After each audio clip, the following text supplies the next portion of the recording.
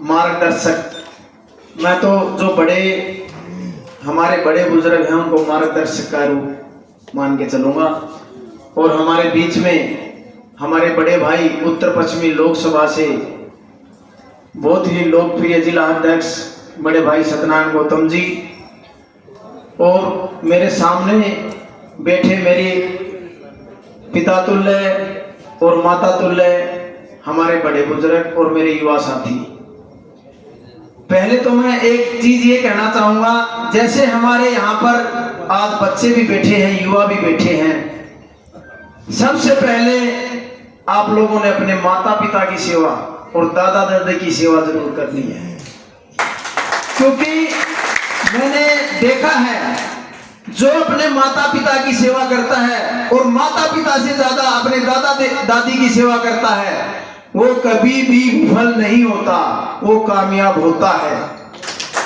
ऐसे ऐसे बच्चे हैं मैंने देखा है जो माता पिता से पहले अपने दादा दादी की सेवा करते हैं, तो आज कहीं न कहीं गवर्नमेंट जॉब में है, कहीं विदेश में है, लेकिन फिर भी मैंने ऐसे भाई साहब ऐसे बच्चे देखे हैं जो बुजुर्ग चलने लायक नहीं, बाथरूम नहीं जा सकता, उसके पोते ने उसकी ऐसी सेवा करी, आज भगवान ने कामयाब करके अच्छी कामयाबी देकर अच्छी नौकरी पे भी है और अच्छे जगह शादी होकर अच्छा बेटा भी पैदा हुआ। ताकि उसने भगवान ने ये देखा कि ये पहले माँ बाप से पहले दादा दादी की सेवा करता है। और रही समाज की बात, हमें जातियों में नहीं बंटना, हमने अपने समाज के लिए लड़ना है, लेकिन हमने जातियों में नहीं बंटना, हमने सनातन धर्म के लिए लड़ना है। विनोद जी, हमने देखा कि कैसे लोग हमें जातियों में बांटकर अपना फायदा उठा रहे हैं।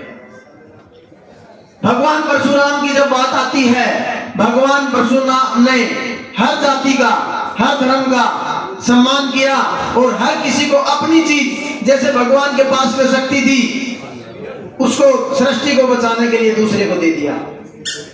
उसी सृष्टि को बचाने के लिए आज हमने भी, ये ब्राह्मण कुल है जो सबको ज्ञान देता है, इसको यही करना है कि हर समाज को साथ लेके चलना है हमने। ठीक है, हमने देखा कि भाई हर समाज ने अपने अपने संस्थाएं बना रखी हैं, अपने अपने प्रोग्राम करते हैं, लेकिन हमने भी जैसे आज ब्राह्मण समाज इकट्ठा हुआ है, ऐसे प्रोग्राम करते रहना है और हर समाज को हमने साथ लेके चलना है। अगर हम जात और पात में बढ़ गए तो एक दिन ऐसा आएगा कि हम यहाँ रहने लायक नहीं रहेंगे।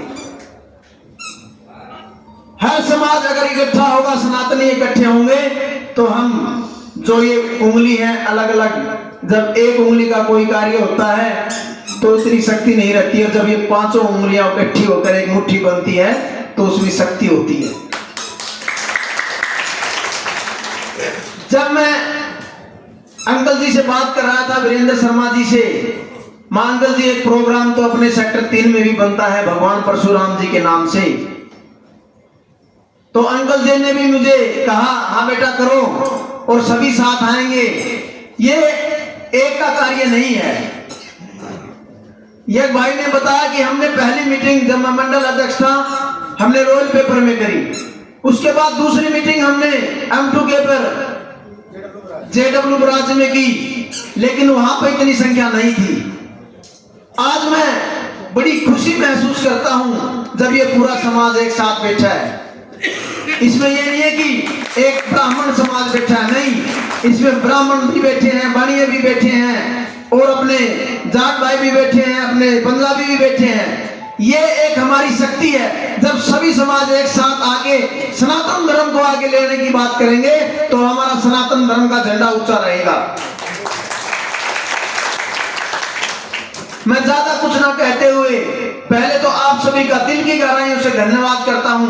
आप जहां भी कोई भी समाज कभी क्षत्रियों के विरोधी थे नहीं, और क्षत्रिय समाज और ब्राह्मण समाज एक दूसरे के पूरक रहे हैं जीवन भर।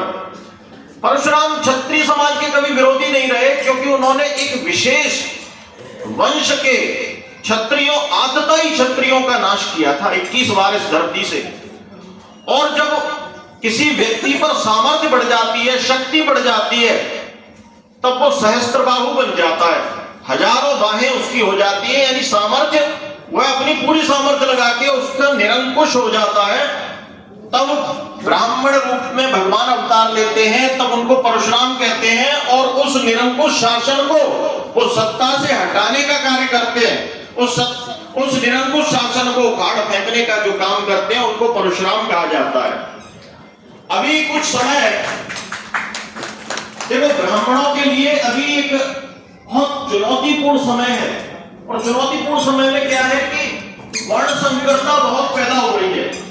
तो इस वर्ण संकरता को भी हमें ध्यान में रखना है, अपने रत्न को। हम ब्राह्मण वैशिष्ट, ब्राह्मणों के अंदर वैशिष्ट क्यों है? क्योंकि हमारा कुछ वैशिष्ट इसलिए है क्योंकि हमारे संस्कार, हमारे पूर्वजों ने त्याग किया है, जो तप किया है, उसके आधार पर एक लंबी श्रृंखला, लंबी वंश परंपरा से हमने कुछ गुण अर्जित किए। आज हम वर्ण संकरता की ओर कई लोग बढ़ रहे हैं, किसी दूसरी जाति में विवाह कर रहे हैं। मैं उसको गलत नहीं मानता, लेकिन एक वैशिष्ट बरकरार रखने के लिए, गुणों का एक समुच्चय बरकरार रखने के लिए हमें उस वर्ण संकरता से दूर रहना होगा। इसलिए अपने बच्चों को भी यह सिखाना होगा कि हमें ब्राह्मणों में शादी करनी है, चाहे लड़की हो चाहे लड़का हो। एक बात और आती है कि ब्राह्मणों